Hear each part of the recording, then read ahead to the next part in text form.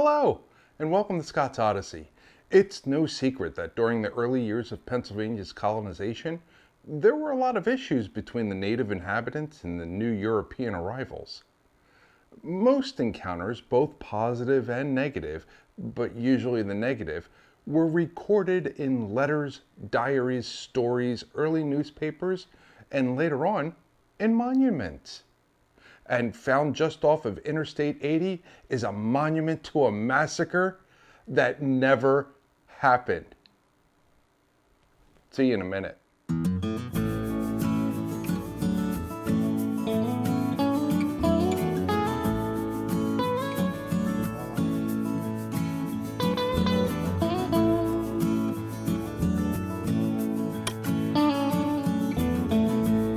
Welcome back. If you've watched my videos before, thank you for your patronage, and if you're new to Scott's Odyssey, welcome aboard. I was doing some light reading about historical events captured in folklore tales from throughout Pennsylvania by an author whom I've spoken both positively and, well, rather detestably about on several occasions. Yes, you guessed it, good old Hank. Henry Wharton Shoemaker. The particular story I was reading was the story of Greene Gap, the last massacre of the Juniata. And if you would like me to read the entire story and post it as a podcast, let me know below in the comments. As this historical recount tells us, it was late February in 1801. The United States was already formed and there was now peace between the United States and Britain, although that would be short-lived and shift in several more years. George Washington, famed for his ability to dispatch the Indians, amongst all his other accolades, was just over a year dead.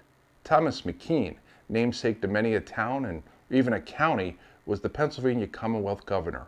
And we had Edward Shippen, namesake to Shippensburg, as Chief Justice to the Supreme Court.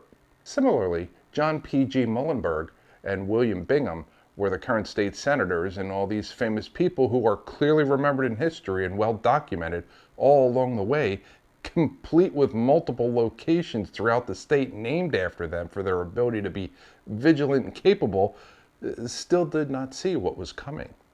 On the eastern end of Sugar Valley was a location called the Greene Gap, a location where the stories of white pine trees that, when cut, left stumps that had a span of over 7 feet across, a place where large elk and wolves still roamed until local David Zimmerman wiped out the wolf population, and later Nimrod Zimmerman stopped any further incursions. So yeah, these were some tough living people found in the Sugar Valley, ones who knew how to fight just to survive. As stated earlier, it was February of 1801, and there was a bit of an issue in the valley where there had been a series of thefts taking place. Many of those who lived in the valley were suffering the loss of livestock on their farms. Everything from horses and milk cows to hogs, sheep, and most importantly, their beeves, or as we say today, their beef cattle. And you see, the reason for the elimination of the wolves in the valley was because it was believed they were the ones taking out the livestock, even though there was no signs of the animals in any form, not even blood. Knowing the wolves were decimated and the missing animals still happening, the people of the valley petitioned help from local authorities, all the way up to state executives, only to be met by offers of rewards if found. To quote the story directly, the response they received was, "Mend your own bridges," which honestly was the response that should be received in a country that is supposed to work the government from the bottom up and not the top down. Something people ought to be reminded of these days. So that's what they did. They came together to mend their own bridges. Family heads of larger farmsteads all got together for a meeting of what they should do about this problem. One of the more outspoken stock raisers was Captain Harry Greene, a veteran of the Revolution who owned the farmstead at the head of Little Cocalamus. Yes, in this story it's spelled Cocalamus, but be aware, the area and its namesake are spelled Cocalamus. It was at this point you learn of what transgressions were laid out on the table. 50 head of stock, the burning of 4 barns, 6 spring houses, and 6 straw sacks because, wolves set fire to things. This did not sit well with many of the others at this gathering because there was a peace treaty with the natives and most of them were on the reservations up north. Greene produced a buckskin coat and a moccasin, which he had found near the ashes of his burnt straw stack. He believed that the Redskins were camping somewhere south of the Susquehanna and was willing to bring about a posse of regulators to secure summary redress, or as we would say today, make equal compensation for the damages incurred. Greene only accepted unmarried men into the posse and ended up with 7 who unanimously called him Captain. They chased a group of Indians and in the process found no traces of anything of the missing farm animals, but they continued the pursuit anyway. They chased these Indians from Bald Eagle Ridge to Mill Hall, through Lick Run, all the way to the West Branch Valley. When crossing Bald Eagle Creek, they met a friendly Indian named Joe Sunfish, who told them he could give information on the marauders led by bad Indian Stiff-Armed George of the Seneca. Based on the information from Joe Sunfish, they were able to determine they chased into the wrong gap of Chadwick, but the ones they were seeking were in Greene Gap.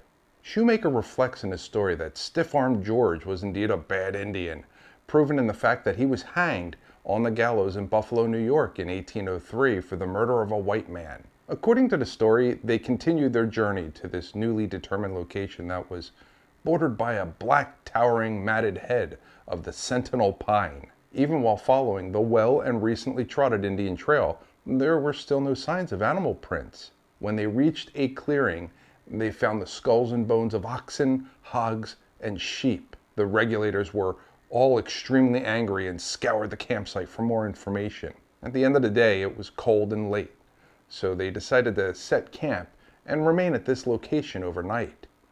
And that was an error on the part of these white men, to rest in the camp of the natives they were tracking, because in the darkness of night, the Indians silently crept into the camp as Indians do, and with only tomahawks, brained and scalped all of the regulators, took their clothes, rifles, and gear, and departed without making a noise. It is stated that the area quickly became loud with the sounds of bloodthirsty wolves gnashing at the flesh of the freshly departed, with hundreds of the savage creatures fighting all night, and the next day, and the next night, until hardly a recognizable human vestige remained.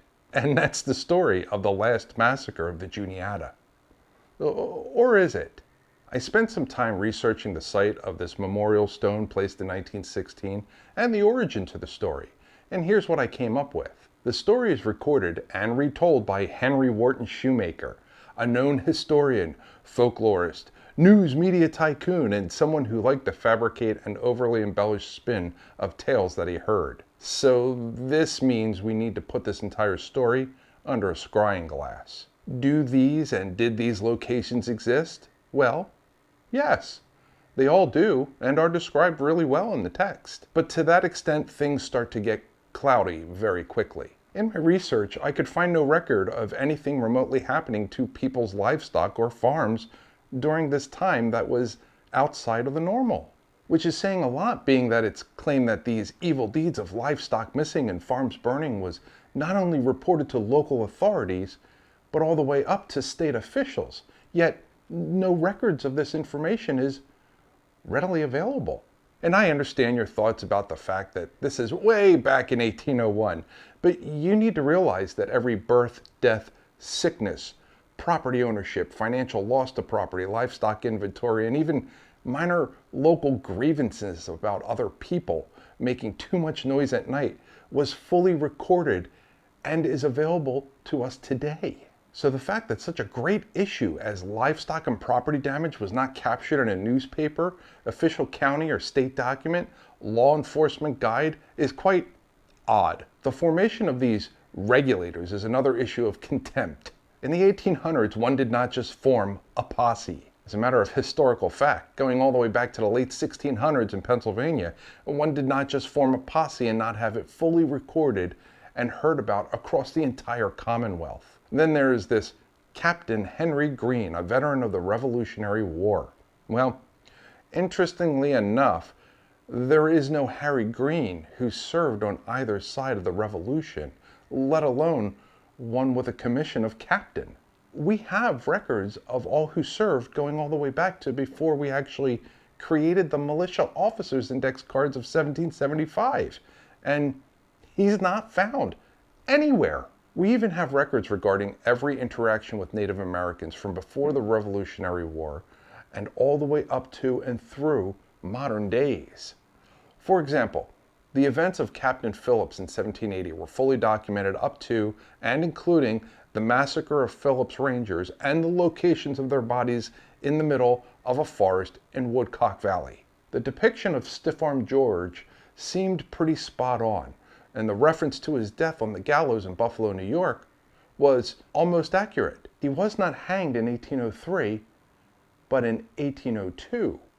Which is curious because the only reason I could see such an error taking place would be because your story couldn't have him do what he did in 1801, which was stabbing 2 white men and killing one in self-defense, then hiding on a reservation only to be released from the reservation to the New York courts for trial, which led to his hanging, if he was allegedly leading a band of marauders in Pennsylvania, stealing cattle and burning farmsteads. We even have it recorded that when the chief of the reservation was asked why he allowed Stiff-Armed George to hide on the reservation, he responded with, "Did we ever make a treaty with the state of New York and agree to conform to its laws?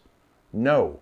We are independent of the state of New York." We actually have that recorded. Then there's the comment regarding the sentinel pine tree. This one can be really confusing because there are no sentinel pines native to Pennsylvania, and he was most likely referring to the eastern white pine, which is one of the old growth trees that were common and would grow to great heights of nearly 200 feet or more. That is until they froze during the winter and suffered a stiff wind, which would cause them to lose a quarter to half their branches in the form of 1,000-pound logs falling from upward of 30, 40 feet. I only bring this up because the actual sentinel pine, which would be described as black-topped, as it is in this story, would have only been found in the northernmost reaches of Pennsylvania, extremely rare, and they only get to the height of about 30 feet. So you wouldn't have seen it sticking out above all the other pine trees. Although the county carried the name of Greene County, and the local archives mention Captain Greene and reference it to a massacre in the Greene Gap, one must pay attention to how the annals are recorded, where they state in the 1875 historical view of Clinton County, the township derived its name from the tradition that a certain Captain Greene, with a party of men, was surprised many years ago in the Gap. The recorder of this information was historian D.S. Maynard, and he also notes that the story of the surprise and murder does not seem to be well authenticated. Be that as it may, the narrative gave the name to the Gap and the township. And again, this was written in 1875 by an actual historian who took the job of accuracy and accurately cataloging history very seriously. Which brings us back to the origin writer of the Greene Gap story, president of the Altoona Tribune newspaper, Henry Wharton Shoemaker, who wrote his rendition of this alleged historical recount in late 1915, with the foreword of quoting W.H.H. Murray stating, "I shall be well satisfied if, by what I write, some present entertainment be afforded to the reader." And this was done just 3 months before the dedication ceremony to the erection of the memorial to the massacre of Harry Greene and his regulators. Dedicated by, and well, essentially signed at the very top. They're not even in alphabetical order. Colonel Henry Wharton Shoemaker himself, thereby securing his name, Henry, and would be in conjunction with the Greene Gap, which was called the Greene Gap long before this alleged Henry Greene came about, and that his own name would be carved into stone for a massacre that only happened in a made-up story he published in his newspaper and his books. The Mythical Massacre, a site where you can read the history on a memorial, where the only true event that took place was of one man's vanity. As a side note, although I personally wouldn't trust a single word that leaves Shoemaker's mouth or pen, he was, without a doubt, a pretty good storyteller for his time.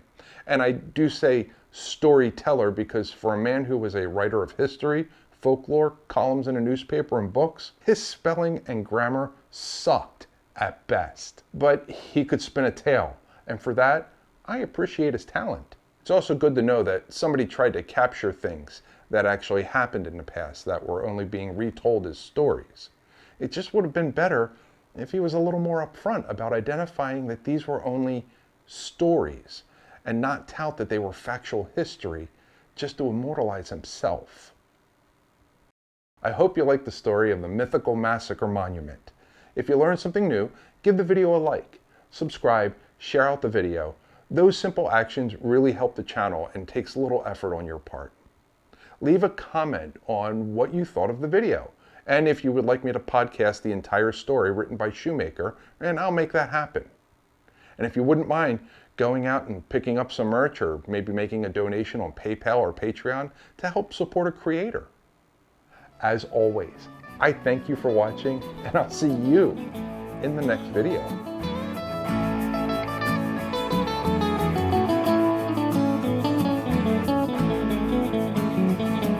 Thank you.